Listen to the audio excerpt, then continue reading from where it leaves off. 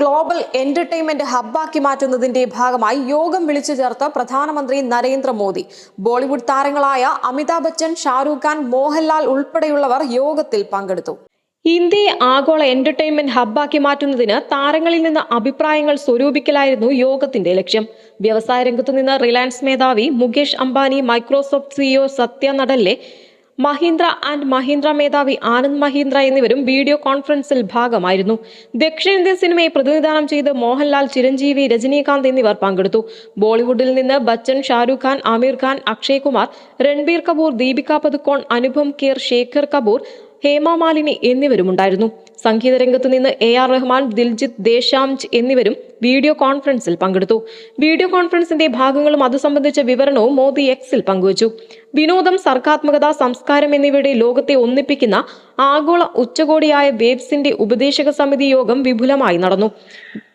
വിവിധ മേഖലകളിൽ നിന്നുള്ള പ്രഗത്ഭരായവരാണ് ഉപദേശക ബോർഡ് അംഗങ്ങൾ.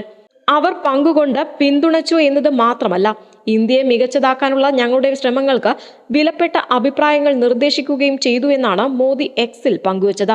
News desk, Sedco news. Aam Aadmi പാർട്ടിയുടെ രാഷ്ട്രീയ ഭാവി പോലും ചോദ്യചിഹ്നമായി മാറുന്നു. പ്രകടന പത്രികയിലെ വാഗ്ദാനങ്ങൾ നടപ്പാക്കാനുള്ളതാണെന്ന് ഡൽഹിക്കും രാജ്യത്തിനും കാണിച്ചു കൊടുത്ത ആം ആദ്മിക്ക് പക്ഷേ ഡൽഹി തെരഞ്ഞെടുപ്പിൽ അടിപതറി എന്നതാണ് സത്യം. അഴിമതിക്കെതിരായ പൊതുജന വികാരത്തെ ആളിക്കത്തിച്ച് പ്രക്ഷോഭമാക്കി വളർത്തിയതിന്റെ ഉപോൽപ്പന്നമായി ഉദയം കൊണ്ട പാർട്ടിയാണ് ആം ആദ്മി.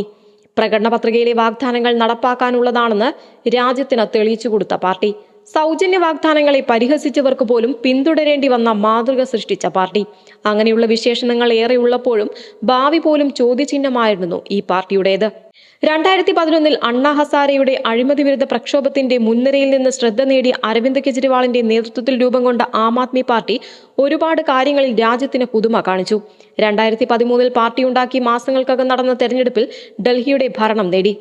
ആരാണ് ഈ കെജ്രിവാൾ എന്ന് പരിഹസിച്ച ഷീല ദീക്ഷിത്തിനെ അവരുടെ തട്ടകത്തിൽ തോൽപ്പിച്ചതുവഴി 15 വർഷത്തെ കോൺഗ്രസ് ഭരണം അവസാനിപ്പിച്ചു.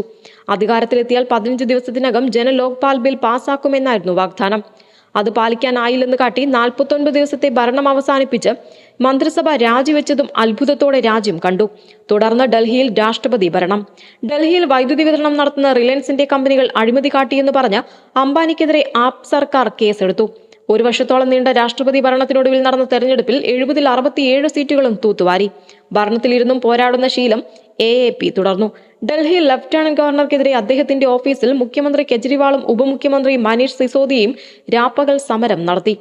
പൂർണ്ണ സംസ്ഥാന പദവിയില്ലാത്ത ഡൽഹിയിൽ തങ്ങളുടെ ഫയലുകളെല്ലാം കേന്ദ്രത്തിനു വേണ്ടി ലഫ്റ്റനന്റ് ഗവർണർ തടയുന്നു എന്ന് കാട്ടി ആപ്പ് സർക്കാർ പലതവണ സുപ്രീം കോടതിയിലെത്തി. ചിലപ്പോഴൊക്കെ ഭാഗികമായി അനുകൂല വിധിയും സമ്പാദിച്ചു. എന്നാൽ സുപ്രീം കോടതി വിധിയെ മറികടക്കാൻ ഓർഡിനൻസ് കൊണ്ടുവന്ന കേന്ദ്രം തിരിച്ചടി നൽകി. തലസ്ഥാനത്തെ തെരുവിൽ ഉറങ്ങുന്നവർക്ക് പോലും തങ്ങളിൽ ഒരാളെ തോന്നിയ നേതാവായിരുന്നു ആം ആദ്മി പാർട്ടിയുടെ ബ്രാൻഡ് അംബാസിഡർ പോലെയായ കെജ്രിവാൾ. വിട്ടുമാറാത്ത ചുമയുള്ളതിനാൽ തണുപ്പുകാലത്ത് മഫ്ലർ ചുറ്റുന്നതോടെ മഫ്ലർ മാൻ എന്ന പേരും വീണു. തുടക്കത്തിൽ എതിരാളികൾ കളിയാക്കിയെങ്കിലും പിന്നീട് അതൊരു ബ്രാൻഡ് കെജ്രിവാൾ എന്നായി മാറി. എന്നാൽ ഈ തെരഞ്ഞെടുപ്പിൽ ആം ആദ്മി പാർട്ടിക്ക് അടിപതറി. ഭാവി പോലും ചോദ്യചിഹ്നമായി മാറിയ ആം ആദ്മി പാർട്ടിയുടെ തിരിച്ചുവരവ് ഇനി എപ്പോൾ സംഭവിക്കുമെന്ന കാര്യത്തിൽ സംശയമാണ്. News desk, Sedco news. School പഠനത്തിനായി സ്വന്തമായി AI എഞ്ചിൻ വികസിപ്പിക്കുമെന്ന് മന്ത്രി V ശിവൻകുട്ടി. ലിറ്റിൽ കൈറ്റ്സ് സംസ്ഥാന ക്യാമ്പ് ഉദ്ഘാടനം ചെയ്യുകയായിരുന്നു മന്ത്രി. AI-യുടെ അടിസ്ഥാനാശയങ്ങൾ ICT പാഠപുസ്തകത്തിൽ ഉൾപ്പെടുത്തി. ഇതിന്റെ തുടർച്ചയായാണ് സ്വന്തമായി AI എഞ്ചിൻ നിർമ്മിച്ചത്. ഡിജിറ്റൽ ഉപകരണങ്ങളുടെ അമിതോപയോഗം മൂലം കുട്ടികളിലുണ്ടാകുന്ന പ്രശ്നങ്ങളും വ്യാജ വാർത്തകളെ പ്രതിരോധിക്കലുമെല്ലാം പാഠപുസ്തകങ്ങളിൽ ഉൾപ്പെടുത്തിയിട്ടുണ്ടെന്നും മന്ത്രി പറഞ്ഞു. കൈറ്റിന്റെ നേതൃത്വത്തിൽ സ്കൂളുകളിൽ 29,000 റോബോട്ടിക് കിറ്റുകൾ വിന്യസിച്ചതിന്റെ പൂർത്തീകരണവും മന്ത്രി പ്രഖ്യാപിച്ചു. ആർഡ്യൂനോ യൂനോ R3 LED-കൾ, mini servo motor LDR, light IR sensor മൊഡ്യൂളുകൾ, breadboard, buzzer module, push button switch, റെസിസ്റ്ററുകൾ തുടങ്ങിയവ ഉൾപ്പെട്ടതാണ് ഓപ്പൺ ഹാർഡ്വെയർ അധിഷ്ഠിത റോബോട്ടിക് കിറ്റുകൾ. Traffic signal, automatic street light, EVM, കാഴ്ചപരിമിതർക്കുള്ള വാക്കിംഗ് സ്റ്റിക്ക് തുടങ്ങി പ്രായോഗിക ജീവിതവുമായി ബന്ധപ്പെട്ട ഒട്ടേറെ ഇലക്ട്രോണിക്സ് ഉപകരണങ്ങളുടെ പ്രോട്ടോടൈപ്പുകൾ തയ്യാറാക്കാൻ ഇതുവഴി കുട്ടികൾക്ക് അവസരം ലഭിക്കും. News desk, Sedco news. പച്ചപ്പ് നിറഞ്ഞ ആരെയും ആകർഷിക്കുന്ന തരത്തിൽ ഒരു ദ്വീപാണ് നോർത്ത് സെന്റിനൽ ദ്വീപ്. പക്ഷേ ഈ ദ്വീപിൽ ഇറങ്ങാൻ ഇതുവരെ ആർക്കും സാധിച്ചിട്ടില്ല. അതിനു മുൻപേ മരണപ്പെടുന്നുമെന്നതാണ് സത്യം. ദ്വീപിന്റെ സൗന്ദര്യം ആസ്വദിക്കാൻ എത്തിയവരെ വരവേറ്റത് മൂർച്ചയേറിയ അമ്പുകളും കുന്തങ്ങളും മറ്റ് മാരകായുധങ്ങളുമായിരുന്നു. ദ്വീപിലേക്ക് അറിഞ്ഞോ അറിയാതെയോ എത്തിയ ഒരാൾക്ക് പോലും അവിടെയൊന്ന് കാലുകുത്താൻ പോലും സാധിച്ചില്ല. ആ മണ്ണിലിറങ്ങിയവരാകട്ടെ മരണം പോവുകയും ചെയ്തു.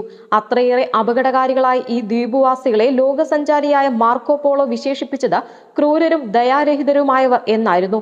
പുറം നാട്ടുകാർക്ക് പ്രവേശനം വിലക്കപ്പെട്ട അവിടമാണ് നോർത്ത് സെന്റിനൽ ദ്വീപ്. ഇന്ത്യയുടെ അധീനതയിൽ ബംഗാൾ ഉൾക്കടലിൽ സ്ഥിതി ചെയ്യുന്ന ദ്വീപാണ് നോർത്ത് സെന്റിനൽ. 72 ചതുരശ്ര കിലോമീറ്റർ വിസ്തൃതിയുള്ള ദ്വീപ് ആൻഡമാൻ നിക്കോബാറിന്റെ ഭാഗമാണ്.